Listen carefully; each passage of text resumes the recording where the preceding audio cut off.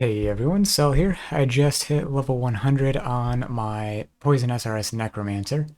My second ever 100 after last league getting my Lightning Arrow Deadeye to 100. And this has been by far what I would consider my best all-rounder build I've ever played. And there are a lot of reasons for that. It is a good all-rounder, but this is a game that heavily incentivizes specialization. So there are some downsides to going an all-rounder. I don't mean it's a build that's, S tier in literally everything. It's going to be A tier in some things, B tier in other things. Also considering, I'm in solo self-found, so that is going to skew my perceptive towards solo self-found and the gear required to get the build rolling. Now, this build in particular, Poison SRS, requires, or essentially requires, the Covenant, which is the main difficult unique to get. Darkness Enthroned, the Belt from Abyss, is also easy to get. Or is easy to get, I should say. And the sword, that everyone calls a dagger for some reason, from Breach, is also pretty easy to get, all things considered. So the Covenant is really the only hang-up for playing Poison SRS, but Lightning is another viable option and going to have a lower gear threshold, at least this league. Of course, the rarity of March of the Legion could change at any point. They could change the functionality of it next league as well. And so, based on the patch notes, I will suggest probably playing Lightning. And by that, I mean as a Necromancer, not as a champion. If you're in softcore, at least. Champion is going to have a lot higher gear requirements for what will essentially be the same output for softcore, anyways. The benefit of champion being the permanent fortify that you can get, useful for hardcore if you're really unsure about, the level of defense you have. In softcore, that's just not necessary. And the reason for that is, as far as I'm aware, a lot of the champion builds are not getting anywhere near capped block, whereas the Necromancer builds will. This build has 60 attack block, 75 spell block, which means, a 75% damage reduction against spell hits. Compare that to what champion gets, which is, 20% reduction. Obviously, not all of that is coming from the Necromancer class itself. I'm getting about 17, 18% of each block from Necromancer specifically. But the class just lends itself more to leaning into block because the more block you have, the more each point of block is worth. So by having a class that gives you block, it incentivizes you to get more block. So having that as your first layer of defense is fine in softcore, but maybe not something people in hardcore want to rely on because it is a chance-based damage avoidance rather than damage reduction, like Fortify is. So, on top of that, I also made the decision to lean into Uber bossing, which meant I went for Divine Flesh, which is something I still feel like too few people talk about. Divine Flesh, even against the least penetrating Uber attacks, is about a 20% damage reduction, which is pretty big. The one I have in particular is extremely good for the build as well. I think I went over this last video, but it has a bunch of skill effect duration, minion damage, and lightning resistance. Literally every node taken over by the jewel is good in some way that I pick up anyways. And then, of course, Divine Flesh is the main thing I'm after, and would take that even if the jewel offered nothing else. And if you're not familiar with why that is, I can explain it in greater detail in another video if there's demand for that, but the gist of it is shifting damage is the primary way to mitigate damage penetration. Because the Maven's basic attack, for example, let's say, penetrates 15% cold resistance, and by shifting half of your cold damage to chaos damage, even if you have the same level of resistance, like 75 of each, let's say, you're going to take less damage because the attack only penetrates cold damage. So it only affects the cold portion of the damage you take and not the chaos damage. I would call that the main difference defensively that I've taken with this build compared to a lot of other people.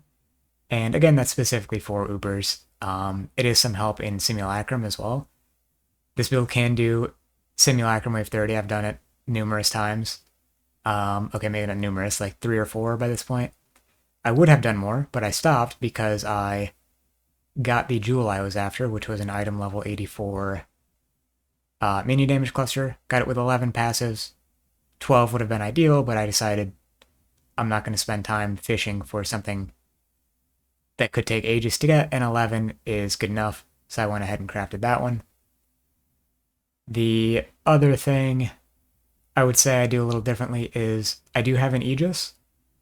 I am not using it because I do not like the idea of using mind over matter in this build.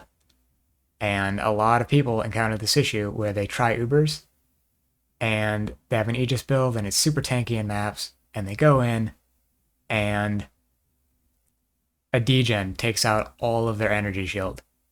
Can't use your skills, can't do any of that. You just took damage, so you gotta wait for your energy shield recharge. You have Eldritch Battery, so you have an inherently lessened recharge rate, and it's just not a good time until you get hit again. And generally speaking, you don't want to actively be getting hit. The block is just there for the inevitability that you do. So I'm sticking without the Aegis. Right now I have a life on block shield that I use during mapping, and a spell suppression shield that I use to get to 100% spell suppression when I go in for Uber bosses. And after hitting level 100, I spec'd into Leaf Shade as well, just for the extra defense against Uber degens. I will probably spec out of that for mapping because I don't have full ailment immunity. I don't have immunity to poison, for example, which isn't a big deal most of the time, but it'd be nice not to have doubled poison duration. So yeah, in general, I'm satisfied with this build. I may end up doing something similar next league. If Guardian goes unchanged, I may end up starting as a Guardian and running with that until I get to a sufficient gearing threshold, most notably getting a March of the Legion and the Trigger Craft, and then switching over to Lightning SRS Necromancer, because March of the Legion is basically the only mandatory unique for that build, similarly to the Covenant for this build, that is going to be on the more difficult side to get. And again, at the moment, it's a pretty common unique, but it could be made more rare or change in functionality before next league, or with next league's patch. So I will probably post a video prior to the league start saying what my plans are for it, and that'll include any changes to March of the Legion. I'm sure you noticed in the background here me running some Abyss. That is how I mostly leveled from 99 to 100. It's really good XP, in my opinion, for a build with this level of clear speed, which is not the greatest. It was giving me about 30 to 40 million XP per hour. I did some Sanctums as well. I just kind of don't want to run a ton of Sanctum right now because I have a bunch to run in Standard as well. I kind of took a break from the league and finished my Mage Blood in Standard for the first time. I may put out a video about that, my thoughts on that as well, within the next few days. But yeah, I did run some Sanctum. Sanctum is decent for XP. There was some kind of bug fix that was implied to have nerfed the XP.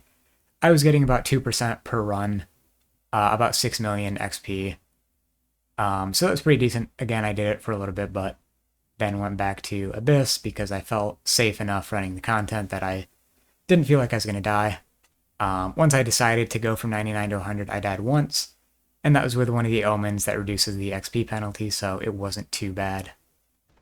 Switching over in game here, we can see some of my gear.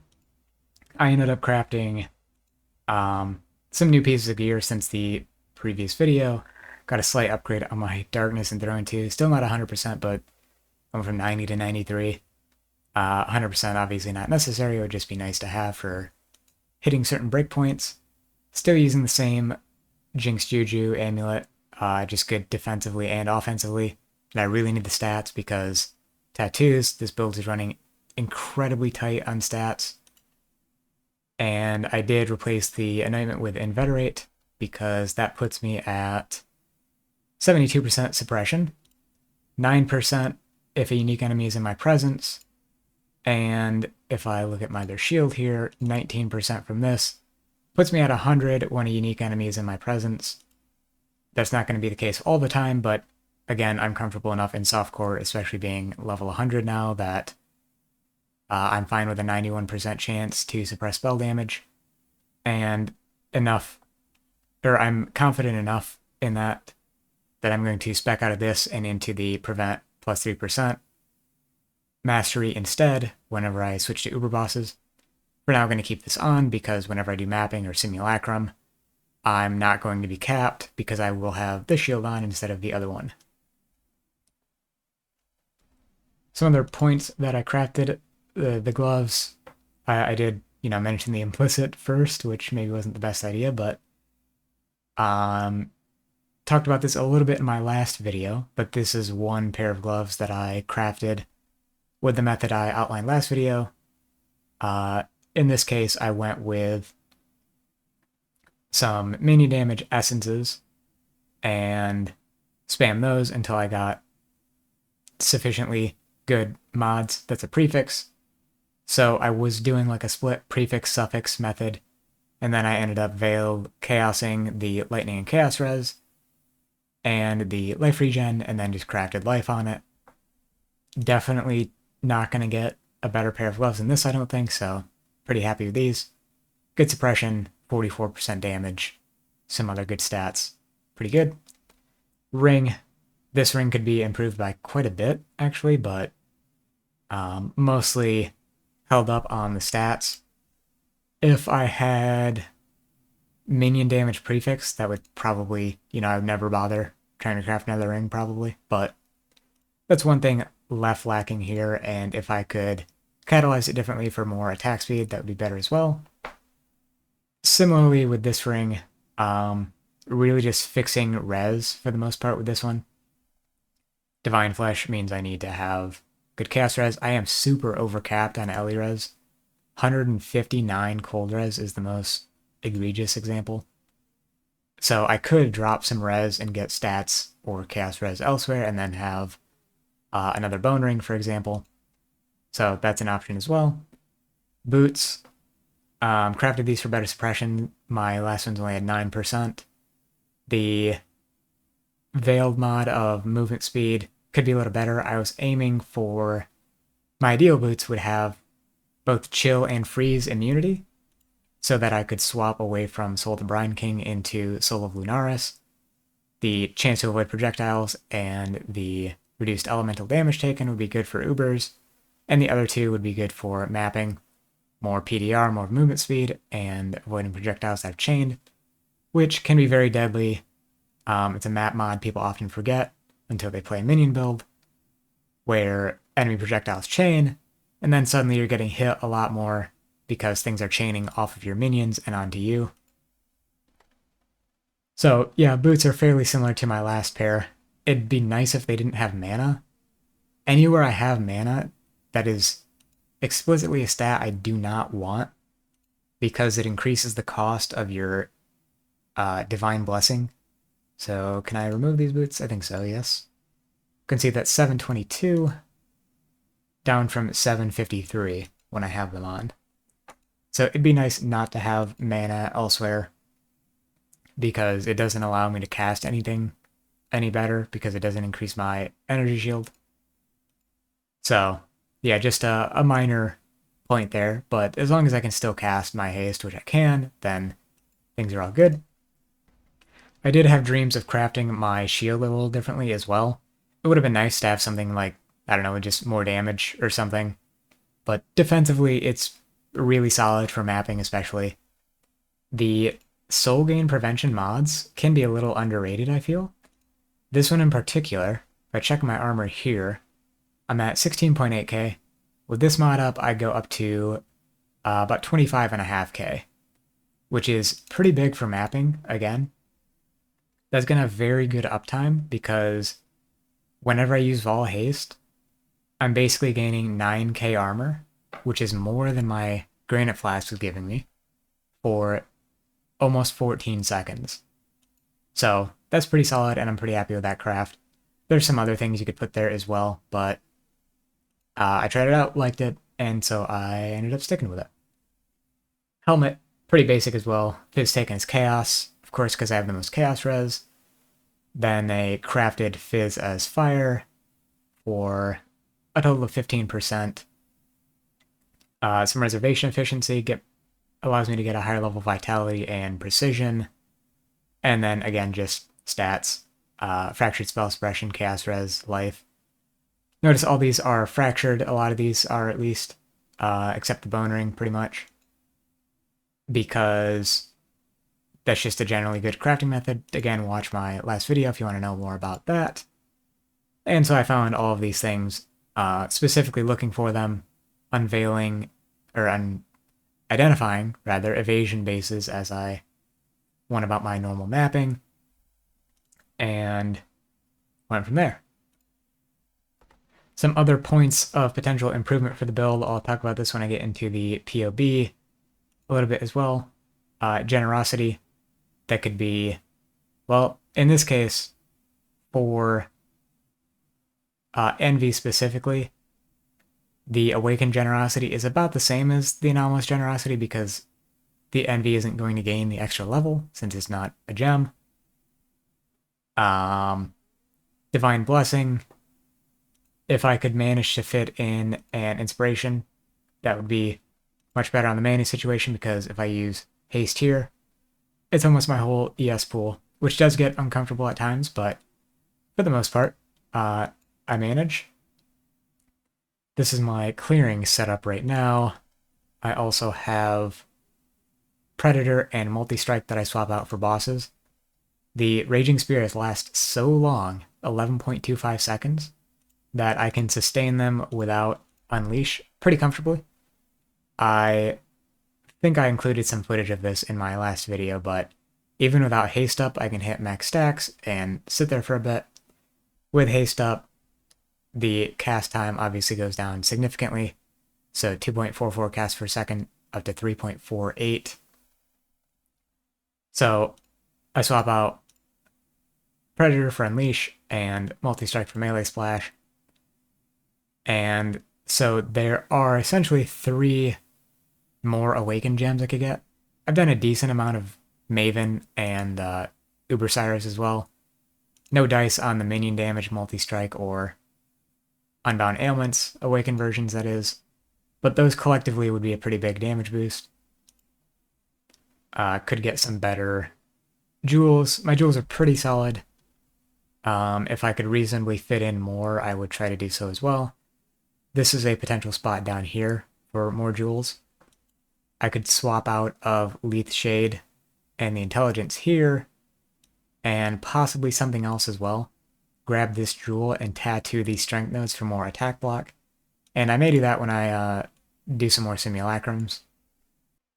But for the most part, I am very comfortable with where the build's at, and it's been the best all-rounder I've ever played. I don't think I've ever had a build that can legitimately do all content, but this one, you know, I can, at least to the extent of Ubers and Wave 30 Simulacrum, and like 8 mod maps and all that being the whole game. Maybe there's some specific thing that I can't do, but I wasn't going to do it anyways, so it hasn't really bothered me that I haven't been able to do it, if that makes sense. And I don't know that I couldn't, because again, I haven't tried it, so yeah, there are still other improvements I can make to the build, and I will showcase the BOB here, I guess. Yeah. don't really know where I was going in that last clip, but this is pretty much the build in POB, full DPS that's sustained with poison in consideration, 26 mil. You can start to lean more away from poison if you really want to. That is a potential option. You just want to go chaos based. I do think chaos, or poison rather, is still going to be more damage in the end at the moment. But if you start hitting like dot cap, especially, you can shift some of your damage away from poison and into hit damage. I won't go into how to do that here because I don't know enough about it myself to say which things are best, but there are a handful of things you can do. There's more optimization you could do in terms of tattoos as well, like I mentioned being super overcapped res. I will probably change some of these Ellie res nodes into these ones for ES recharge rate to help mitigate my ES expenditure situation that I have.